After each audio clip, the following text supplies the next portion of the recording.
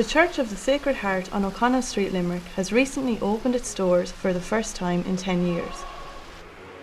I spoke to Canon Nabok from the church about the reopening and how it will benefit to the surrounding community. The Canon also spoke about the renovations taking place at the moment. Our order is called the Institute of Christ the King. We are a young order founded a little bit more than 20 years ago in Italy. The first thing that people could see, could notice and could be surprised is the priest doesn't face the congregation but faces the tabernacle, faces God. So people could be surprised about that, but as you can see when I speak to you, I face you. So this is the first thing. We offer Mass in Latin, which is the language of the church, the language of the liturgy. People, first of all, have been very surprised that we have now just purchased the Sacred Heart Church. People are very, very happy, and we have received a very warm welcome from the people. I would say both from the local clergy and from the local people. The first day when we have just opened the doors, many people came. I think the first day around 1,000 people came just to come and simply to ask us how they could help us in cleaning, for the flower arrangings or restoring, or just offering their few skills that they are very happy to do. So we have really received a very warm welcome from the people. The organ is probably one of the most beautiful organs of Limerick, and we will certainly do our best to restore this beautiful and historical instrument. Although there is still a lot of work to do on the church, Canon Nabok hopes that the church will be restored to its former glory within the next year. Ragweek has been a huge part of college life for 19 years here in Mary Immaculate College. RAG stands for Raise and Give and is aimed at raising money for charity. I spoke to Lee Dillon, President of the Students' Union, to talk about Ragweek. My name is Lee Dillon and I'm Mary I Students' Union President. The Students' Union was set up in 1998, so that would have been the first year that we had an official Ragweek in Mary I.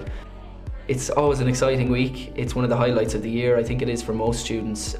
It's always been something positive. It's a positive memory of mine.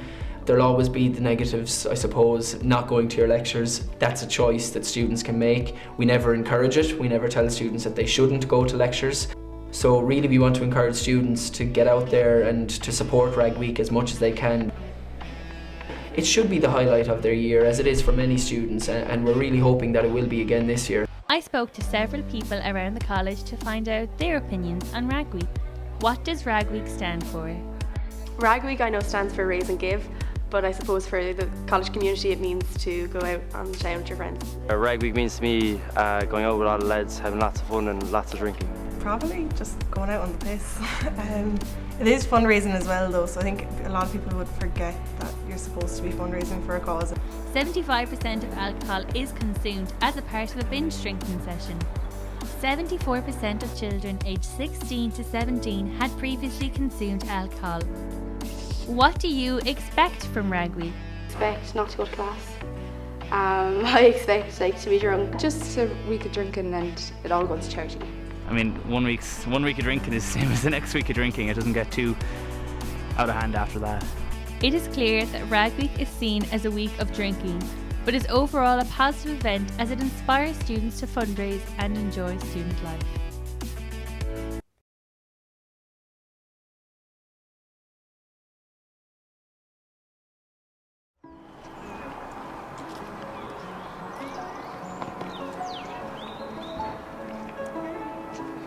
Meet Jenny. Jenny is a 20-year-old student from Roscommon. She studies geography and French. Following a year abroad in the south of France, Jenny struggles to reintegrate back into college life.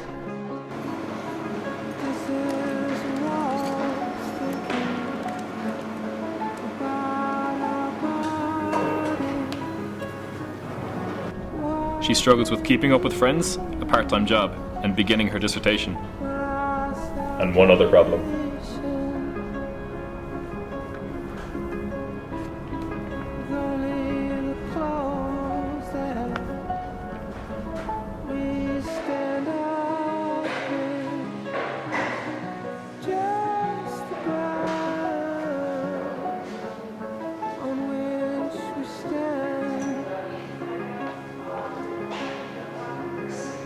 A friend of Jenny's came forward to speak with us about the problem that he called an identity crisis, and the single strangest thing that he has, ever seen.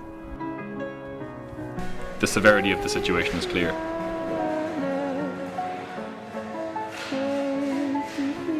I just don't really get it, man. We were all in France together, but she just can't get over it. We were all there, we all studied. And she's making a fucking big deal out of it, I don't know, it'll last a lifetime.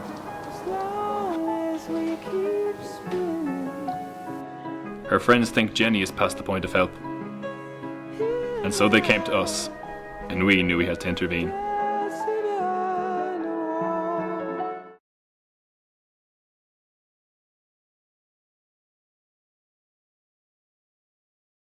Mental health has become a common topic in recent years, especially in the busy lives of a college student. Adolescents, when placed in a new environment, can undergo many changes and as a result face challenges, which is why focus on being mindful and healthy is important. We dropped into the MIC Students' Union to have a chat with the Welfare and Equality Officer and the President.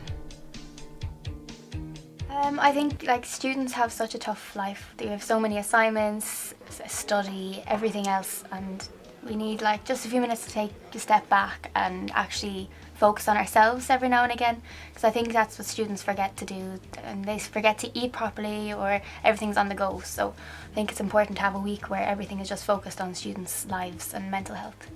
On the Monday and the Tuesday, there's a drop-in mindfulness session in the college every week. And we put that in our posters to highlight the services that already exist in the college, because I didn't feel like there's a point in us getting some special meditation person or yoga person to come for just 1 week when people would need it for throughout the whole semester and throughout the college. So we just wanted to highlight that is something that exists in the college.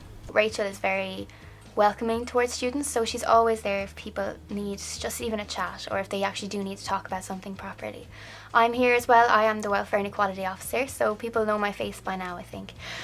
So they're always welcome to come up to me just to stop me in the hall and have a chat, or they can email me or Facebook me. Mental health is so important. Everyone has mental health, either positive or negative. Some people do suffer with it at times. I think now in college is such a crucial time for students to become aware of it and to get into good routines to get a positive mental health. So yeah, college can be such a stressful time. You're in a new environment, new situation, you've new classes, new subjects, new people around you, new friends. And it can be really daunting at times for people. So I think it's important for students, if they are struggling, to get in touch with the services that the college do provide.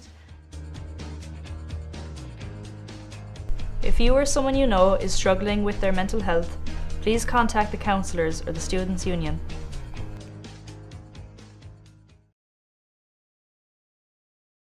My name is Mark Carey. I'm the owner of Steamboat Music down here on Steamboat Quay. Well, Steamboat was started in 1990, and we moved down to Steamboat Quay in 1997, and then we moved into this bigger store in 2016. Our audience, our customer base in the last maybe year and a half has really changed. We're still obviously primarily a music shop, but we've tried to expand that to have as wide a customer base as possible through comic books, vinyl, CD, DVDs, game workshop products, and just pretty much anyone. It's a cultural hub now more so than a music shop. I think we're in a unique position that we can do our best for the culture in Limerick, especially from the music standpoint, just because we're able to bring in so many incredible musicians nationally and locally and internationally that otherwise mightn't put on a workshop or mightn't engage with customers and fans on a real one-to-one level. I think a great way that youth culture kind of ties into our shop is we're lucky enough to get kids coming in when they're 12, 13, 14. We get to sell them their first instrument, and then they start coming in with their friends, and eventually you tend to see them turn into actual bands. Pow Pig is a great example of that. I remember when some of the girls would be coming in, Anna bought her first bass off us, and now they're playing Electric Picnic, which is really cool to be able to be a part of it. The talent that we have in Limerick at the moment is really strong. There's so many young bands that are coming up that are starting to sign with big labels and perform Electric Picnic festivals. And we try to do as much as we can to push them and promote them and just support them wherever we can.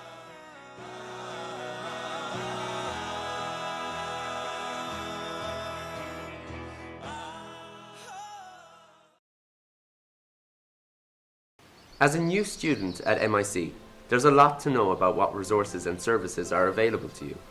To give you an idea, we recruited MISU President Aisling Cusack to find out exactly what is the Student Union. So the Student Union in Mary I, commonly known as MISU, is the representative body of the students of MIC. So we're here really to represent the students, support them and advise them in the best way we can. So we represent over 4,000 students across Limerick and the Thurles campus. We represent them through the executive committee, so that involves myself and Padraig, and then we have the part-time student officers as well. What services do you offer students? Yeah, so we provide a wide range of services. The first would be commercial services, so that's in the shop and the office. In the shop we have food and drink, stationery services, and then obviously stuff for school placement. And then in the office then we have printing facilities, and we also have branded clothing, MIC branded clothing as well. Students can pop in and buy a hoodie if they want or whatever. And then we are on the other side then we provide academic support services. So if students are finding assignments or exams or around that time, they can pop in and have a chat with us and we can advise them in the best way we can. Can a student come to you with any issues? Yeah, of course. We have an open door policy in the union, so anyone can pop in at any time. If they want to chat or a cup of tea, just ask a few questions, they can always come in to either myself or Padraig, the Vice President, about any issue, and we'll help them the best way we can. What advice would you give to new students? For incoming students, I'd really encourage them to get involved with the Student Union. We have loads of clubs and societies in Limerick and Thurles. And then lastly really would be to get involved with the events. So yeah, I definitely encourage students to get involved with the union if they can. So how can a student contact the Student Union? They can pop into the union at any stage. We have Snapchat, Instagram, Facebook, Twitter, and then obviously email or phone as well. Is there anything else you'd like to say to students? Just don't be afraid to talk to new people, say hello to the person sitting next to you. Everyone's in the same boat really, so yeah, that's it. Thanks Aisling. Back to you in the studio.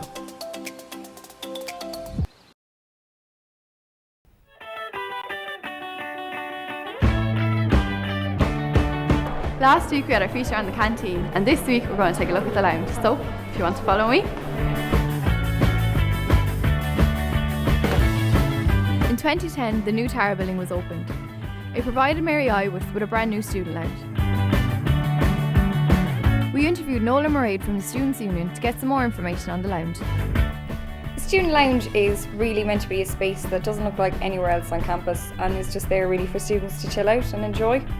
There are a few things to do in the lounge. One, you can play pool if you're a fan of pool. It's like a Euro a game. There is also foosball, which is strangely popular, so that's there. And there's also a stage that's been put in recently, so anyone who's into live music can just go along and they can sing in front of whatever crowd may be there. I don't think there's anything like our lounge. I think it's vibrant, I think it's fresh. If there was anything I'd like to add, it would be that students use the blackboard element of the room, because as I said, it makes it really interactive, and I think you get to see what students are thinking on the most random of topics, and they have the most random of things to say, and it actually can be quite entertaining. So I think the more students use the wall for that, it can actually make the room itself funny. So what are the overall opinions of the lounge? We asked some students what they thought. I spend a lot of time in the lounge because I'm an art student, so I have loads of time off. I love the lounge, I think it's brilliant. Probably the games machine in the corner, all the 80s games, I like that. The only thing we'd miss about the old lounges, I suppose, is people used to gather for home and away at 6 o'clock. We used to watch Home and Away on a projector. Some days it would work, some days it wouldn't. It's about 100 times better than the old lounge. You meet some good friends around the pool table, that's very true. The lounge is a great place to chill out and escape the stress of college work. But why believe us mere art students? Take it from an educated Doctor of Arts. It's fantastic. And that concludes our feature on the lounge.